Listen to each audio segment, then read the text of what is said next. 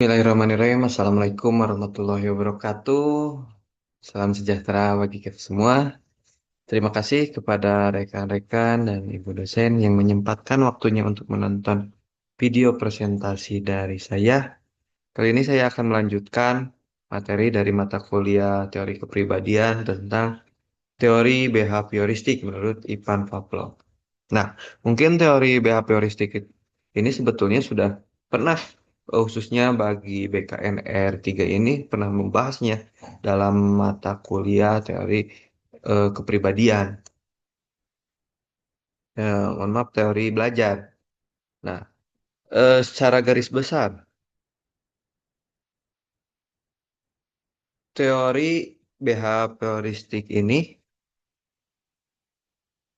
menjelaskan melalui tiga tahapan utama, yaitu yang pertama stimulus input, ada black spot, internal progress, dan response output atau reinforcement.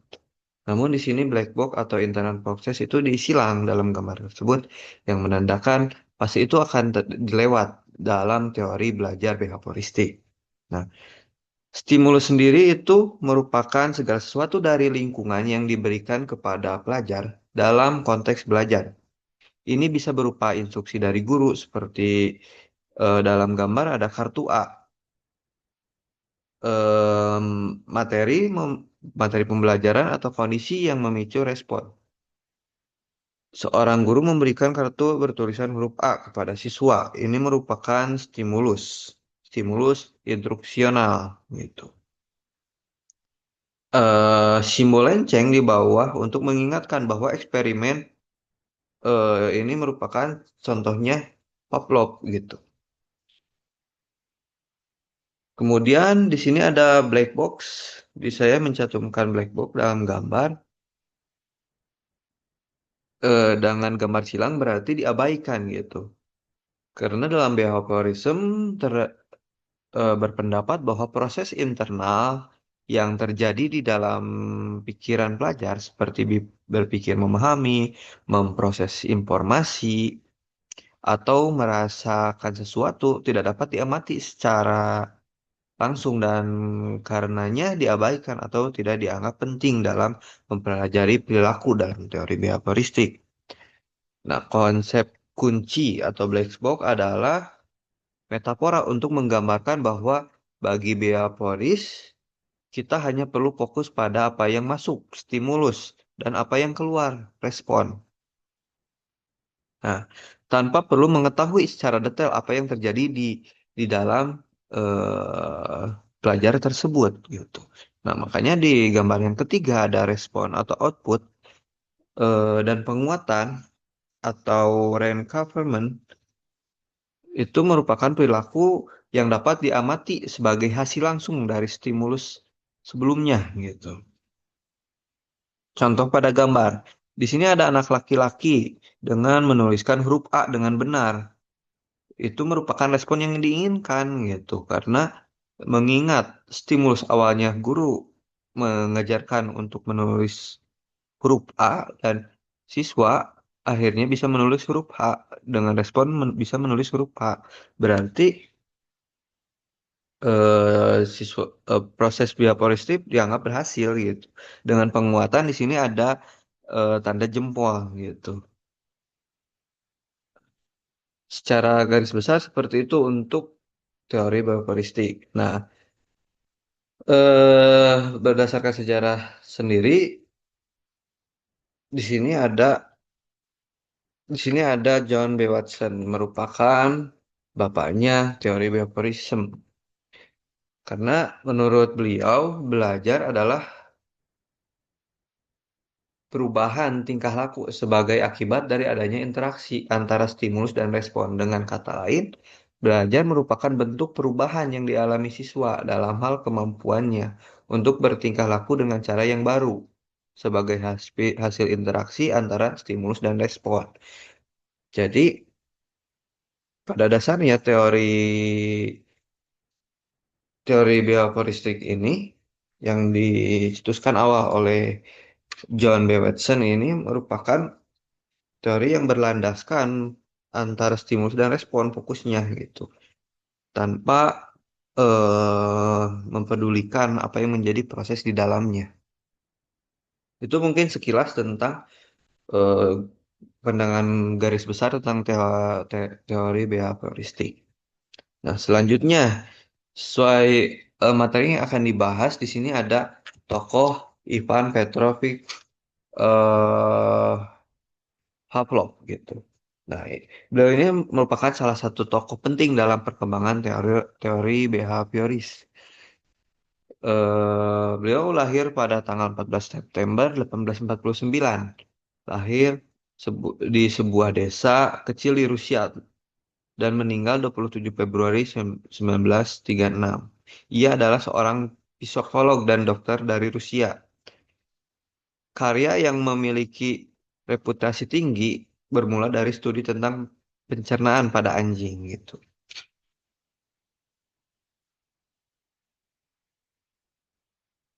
Nah, eh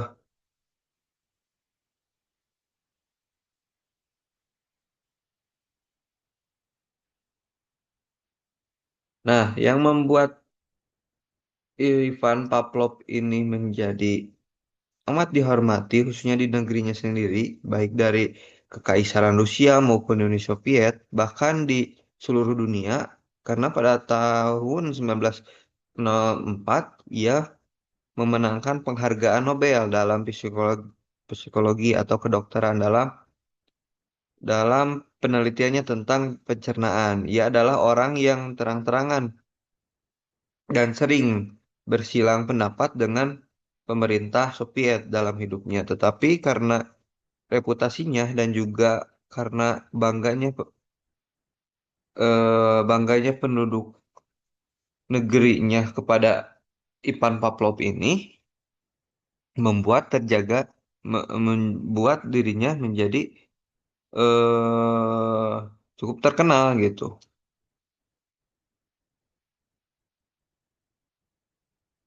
Nah, karya yang membuat Pavlov memiliki reputasi tinggi itu kan dari studi kasus tentang pencernaan anjing, pencernaan pada anjing. Nah, sebetulnya eksperimen terhadap seekor anjing yang dioperasi kelenjar ludahnya dan diberi alat penampung cairan dengan proses terjadinya gitu penelitian awal sebelum masuk ke teori behavioristiknya.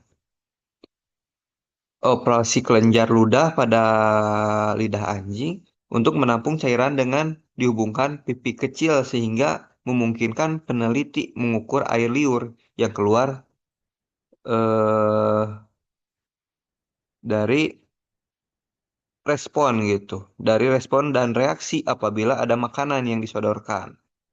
Nah, sebelum dilatih, secara otomatis anjing itu mengeluarkan air liur pada saat dihadapkan makanan anjing gitu. Percobaan ini disebut stimulus yang tidak terkondisikan oleh respon gitu, yang tidak terkondisikan antara daging dengan air liur yang spontan keluar.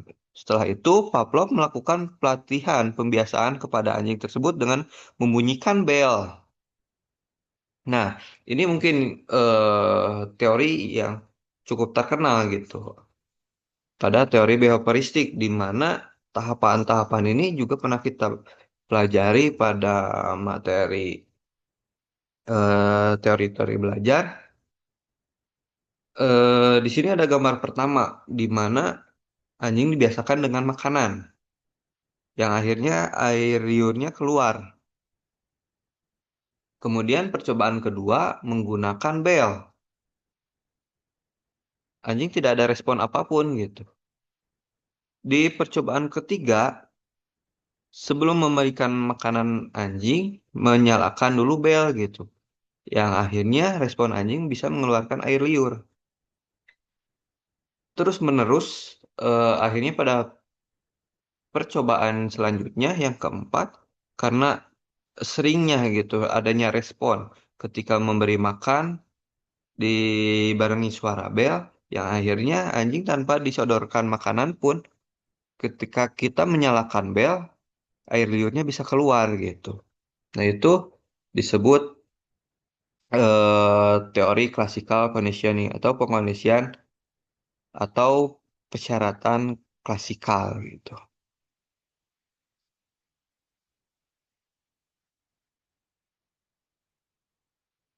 eh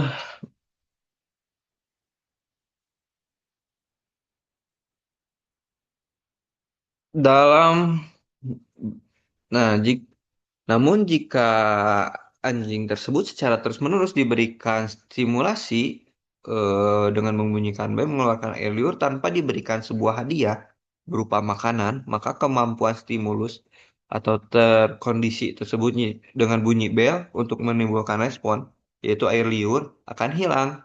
Hal ini disebut dengan extinction atau penghapusan. Nah, maka Pavlov mengemukakan empat peristiwa eksperimental dalam proses akuisisi dan penghapusan sebagai berikut. Yang pertama ada stimulus tidak terkondisikan atau UCS gitu.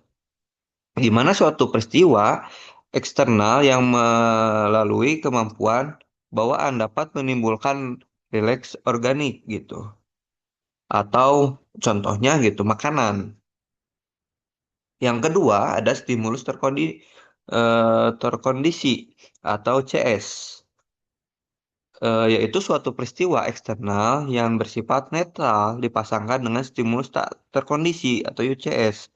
Contohnya bunyi bel adalah stimulus netralnya yang dipasangkan dengan stimulus tidak terkondisi berupa makanan. Yang ketiga ada respon tidak terkondisi atau UCR. Refleks alami yang ditimbulkan secara otonom atau dengan sendirinya. Contoh, mengeluarkan air liur pada kasusnya tadi seekor anjing gitu.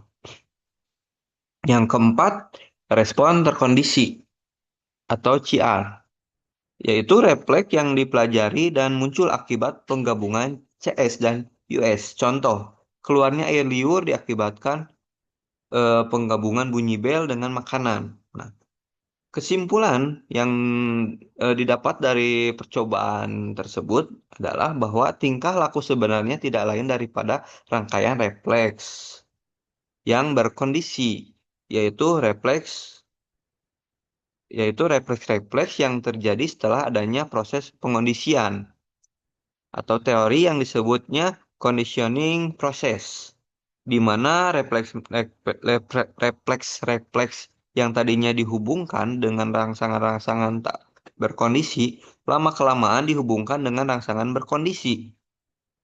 Dengan kata lain, gerakan-gerakan refleks itu dapat dipelajari, dapat berubah karena pendapat atau latihan gitu. Sehingga dengan demikian dapat dibedakan dua macam refleks, yaitu refleks wajar merupakan keluarnya air liur ketika melihat makanan yang lezat, dan refleks bersyarat atau refleks yang dipelajari yaitu keluarnya air liur karena menerima atau bereaksi terhadap suara bunyi tertentu. Nah, dari eksperimen itu juga, nah ini kesimpulan. Nah ini di sini ada gambar ketika Ivan Pavlov sedang melakukan penelitiannya gitu. Nah, dari eksperimen yang dilakukan Pavlov terhadap seekor anjing menghasilkan hukum-hukum belajar. Di antaranya ada law of respondent conditioning, yakni hukum pembiasan yang dituntut jika dua macam stimulus dihadirkan secara simultan, yang salah satunya berfungsi sebagai reinforcer atau penguat, maka refleks dan stimulus lainnya akan meningkat. Yang kedua ada law of respondent existence, yaitu hukum pemusnahan yang dituntut jika refleks yang diperkuat melalui respon conditioning itu didatangkan kembali tanpa menghadirkan reinforce-nya, maka kekuatannya akan menurun. Nah, eh, em, Maka menurut teori conditioning, belajar eh, merupakan suatu proses perubahan yang terjadi karena adanya syarat-syarat untuk kemudian menimbulkan reaksi atau respon. Untuk menjadikan seseorang itu belajar, haruslah kita memberikan syarat-syarat tertentu. Yang terpenting dalam belajar, eh, menurut teori conditioning ini, merupakan latihan-latihan yang terus-menerus, continue. Yang diutamakan dalam teori ini adalah belajar terjadi secara otomatis. Nah, maka harus ada gitu.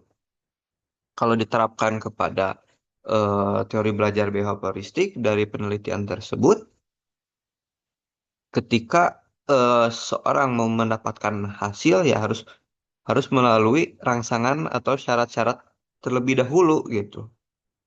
Yang akhirnya akan menjadikan respon hasil nantinya.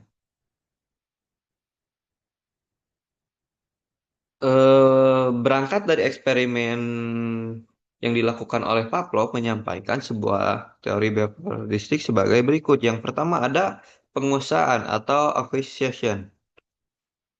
Merupakan penguasaan berkenaan bagaimana individu mempelajari suatu respon.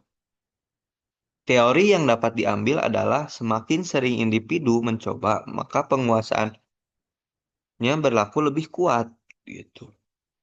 Yang kedua ada generalisasi.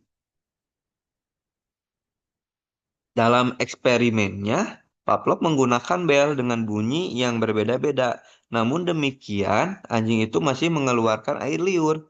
Ini berarti individu dapat membuat generalisasi bahwa suara yang berbeda pun atau hampir sama mungkin diikuti dengan respon, yaitu makanan. Teori yang dapat diambil adalah individu telah terbiasa dengan sesuatu rangsangan tak lazim juga akan menghasilkan respon lazim gitu, berupa keluarnya air liur. Hal ini berlaku sekalipun rangsangan itu dalam bentuk bunyi bel berbeda atau hampir sama gitu. Yang ketiga ada diskriminasi gitu. Pavlov mendapati bahwa apabila ia mengubah bunyi bel, anjing masih mengeluarkan air liur. Namun, bila mana bunyi bel itu berbeda dari suara asli, anjing tidak mengeluarkan air liur. Ini menunjukkan bahwa individu dapat membedakan atau mendiskriminasi rangsangan yang dikemukakan dan memilih memberikan respon atau justru mengabaikannya. Nah, teori yang dapat diambil ialah individu mampu merespon suatu rangsangan, tetapi tidak pada rangsangan yang lain. Gitu. Yang terakhir ada penghapusan. Di sini seekor anjing mengeluarkan air liur tiap kali dibunyikan bel. Karena lazimnya suara tersebut menandakan hadirnya daging atau makanan. Akan tetapi jika bel dibunyikan berkali-kali namun daging tidak kunjung datang itu tidak ada, pada akhirnya anjing tidak akan mengeluarkan air liur lagi gitu. Teori yang dapat diambil ialah jika suatu rangsangan lazim berupa bel tadi contohnya tidak diikuti dengan rangsangan tak lazim itu daging atau makanan, lama-kelamaan individu tidak akan memberikan respon gitu.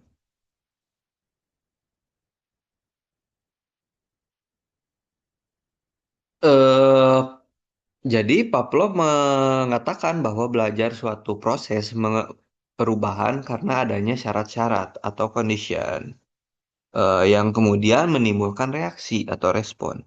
Artinya, untuk menjadikan seseorang belajar, eh, kita harus memberikan syarat-syarat tertentu.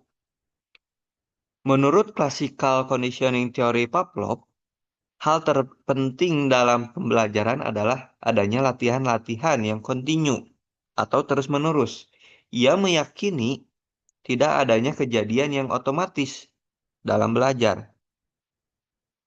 Semuanya melalui proses yang oleh Pavlov disebut classical conditioning. Nah, metode eksperimental dan refleksiologis objektif Pavlov tergolong luar biasa dan tertandingi sepanjang sejarah ini mungkin ya. Nah, lalu bagaimana penerapannya dalam dunia pendidikan atau eh, penerapannya dalam pembelajaran?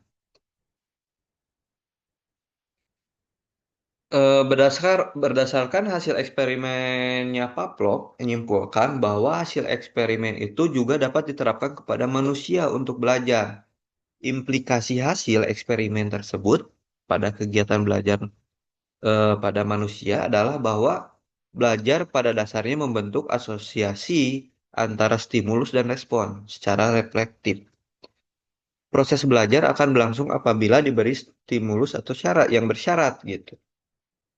Nah, dari contoh tersebut dapat diketahui bahwa dengan menerapkan strategi Pavlov, ternyata individu dapat dikendalikan melalui cara mengganti stimulus alami dengan stimulus yang tepat untuk mendapatkan pengulangan respon yang diinginkan. Sementara individu tidak menyadari bahwa ia dikendalikan oleh stimulus yang berasal dari luar dirinya. Nah, berikut ini dipaparkan beberapa nilai teori belajar Pavlov yang masih relevan dengan keadaan saat ini. Teori behavioristik cocok untuk pengolahan kemampuan yang berhubungan dengan praktik, dan di dalamnya mengandung unsur-unsur pembiasaan, seperti pembelajaran bahasa asing, pengoperasian komputer, dan lain sebagainya.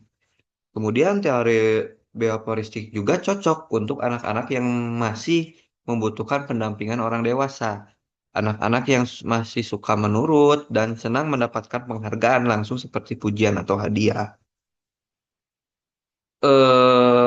Kondisi ini dengan UCS yang menyenangkan dalam dunia pendidikan diperlukan menumbuhkan motivasi dan semangat belajar pada anak. Dengan suasana belajar yang menyenangkan, otomatis anak akan senang berangkat ke sekolah dan mudah dalam menerima pelajaran.